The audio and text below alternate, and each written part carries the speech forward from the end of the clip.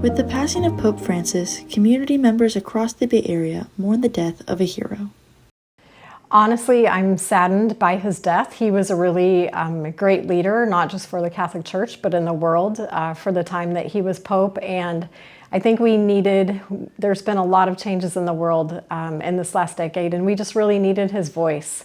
It was a voice of compassion and often of hope, and of encouraging us to make peace with one another. And I think it was, in so many ways, he gave us as a leader what we needed during this time. There was a reason why everyone referred to him as Papa. He was that warm father figure, I think, to most of us. And so his message was not just to Catholics, it was to the world. If you look at Laudato Si, which is this letter to the world on how we should treat the earth we live on. And so I think that was his biggest contribution, is that he was for everyone. What traits do you think makes a great Pope?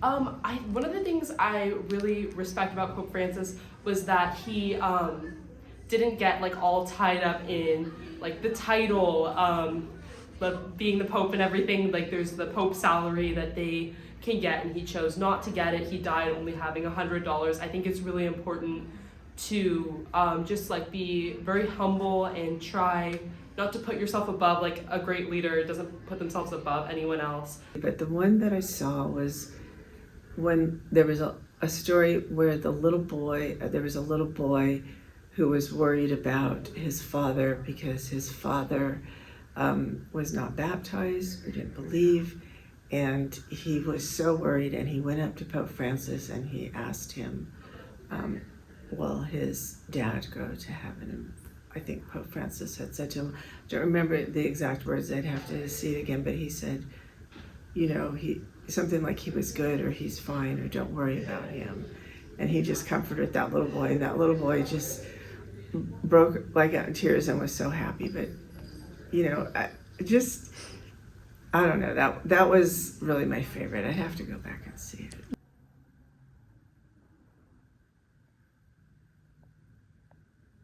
A lot, but notable that would influence me would be his simplicity, his humility, and also his drive to make the church more accessible to not only to Catholics but to all.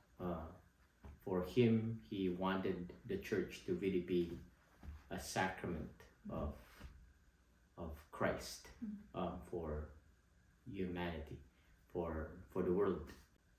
My memory with him would be really when he would go for Holy Thursday, and instead of spending it in the Vatican, he would spend it in a jail to visit the prisoners there, but thinking of them as the one that would not be given a lot of hope. And the passing of Pope Francis, we lose a spiritual father, one who was Pope from very soon after I entered seminary, and so a lot of time kind of getting to know him and saw him speak in Rome. And so there's always some sorrow that we experience, but at the same time knowing that he was a man who strove to live the gospel, and Jesus has very great promises for those who do that. So whenever people pass in our tradition, there's always the hope, and I think it was a big consolation that he died on Easter, on the Monday of Easter, which in the Catholic tradition is part of the octave of Easter, which means it's considered really part of that feast, right? So, if he was to die any time this year, I think right at the outset of the Feast of the Resurrection is I think it's a great source of consolation for us, right? To remind us of our eternal hope, even as we mourn the passing of our spiritual father.